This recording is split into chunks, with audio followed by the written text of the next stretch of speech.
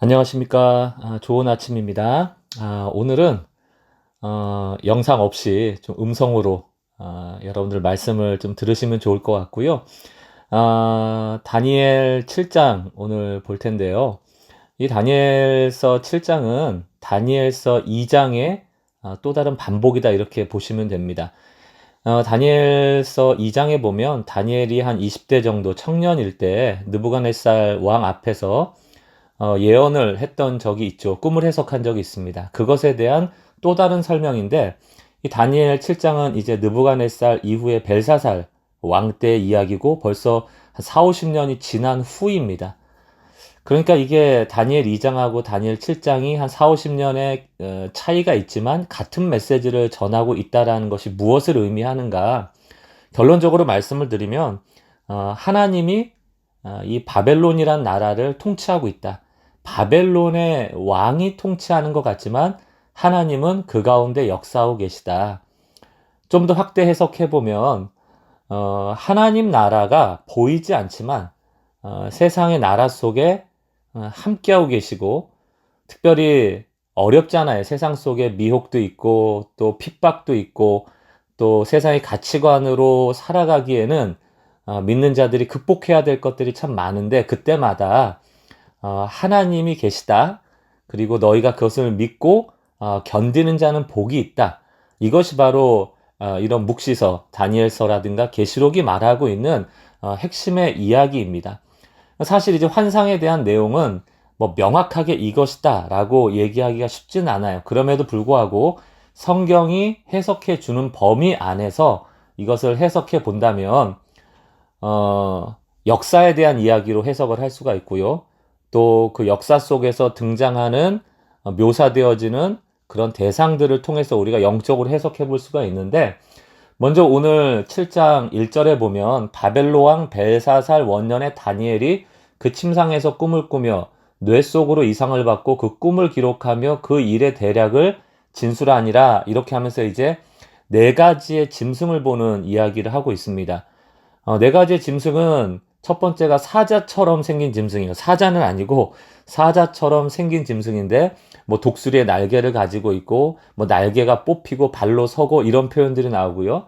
두 번째 짐승은 곰같이 생긴 짐승인데, 뭐 이 사이에 세 개의 갈빗대가 이렇게 놓여 있고 고기를 먹어라 더 먹어라 이렇게 얘기하고 있다는 것입니다.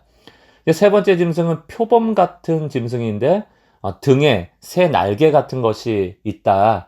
네 개의 권세를 받았다. 뭐 이런 표현들이 나옵니다. 그리고 네 번째 짐승은 앞서 말한 사자나 곰이나 표범으로 설명될 수 없는, 그냥 이름이 없지만 굉장히 무섭게 생긴, 그리고 먹고 부수고 열불이 나고 그 작은 뿔 사이가 작은 뿔들이 나와서 그 작은 뿔들이 서로를 잡아먹고, 작은 뿔에 묘사된 것은 어떤 사람의 형상도 있고, 이게 사실은 다 괴물들이죠. 괴물들입니다. 이 네 가지 짐승이 무엇을 말하는가에 대해서는 성경이 말하는 바에 따르면 이거를 이제 역사적으로 나라로 해석할 수가 있는 것이죠. 예를 들어 바벨론, 이게 처음에 이제 문양이 사자기 때문에 사자와 같이 생긴 짐승을 바벨론이라고 할 수 있고, 또 곰같이 생긴 짐승은 이 사이에 세 개의 갈빗대를 물고 있고 고기를 먹어라 먹어라 더 먹어라 이렇게 되어 있기 때문에, 그 다음 바벨론의 다음인 메대와 파사라고 얘기를 할 수 있습니다. 뭐 욕심, 뭐 나라를 확장하고 탐욕을 부리고 이런 나라의 특징을 보여주기도 하고요.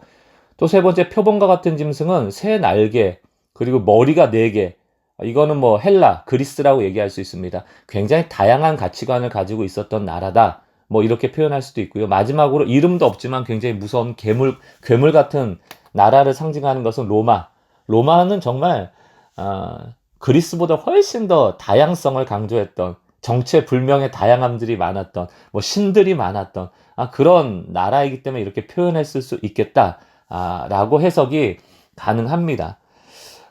그러나 계시록도 그렇고 다니엘도 그렇고 이렇게 네 가지의 짐승이 뭐냐라는 정답을 찾는 데에 목적을 두고 있는 것이 아니고, 이 네 가지의 짐승, 다시 말하면 세상의 핍박이나 유혹이나 가치관을 가진 그 세계는 언제나 존재한다는 거예요. 역사의 시간에 따라서.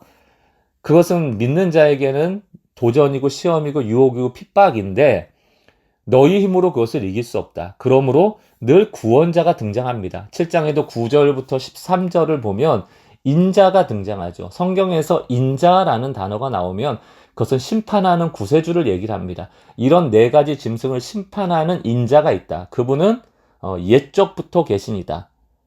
9절 말씀 보면 내가 보니 왕좌가 놓이고 옛적부터 항상 계시니가 좌정하였는데 이렇게 나오죠. 9절부터 13절까지 이 인자에 대한 표현을 하면서 이 인자가 결국 이 네 짐승을 이기고 승리할 것이다 라는 것에 대한 이야기가 나옵니다. 결국 다니엘서나 계시록은 종말론에 대한 이야기를 포함하고 있죠. 심판을 위한 주가 최종의 승리자가 되며 견디고 신앙을 지킨 자는 그 승리의 면류관을 얻을 것이다. 이것이 바로 다니엘서 혹은 계시록에서 말하고 있는 이런 묵시서의 핵심입니다.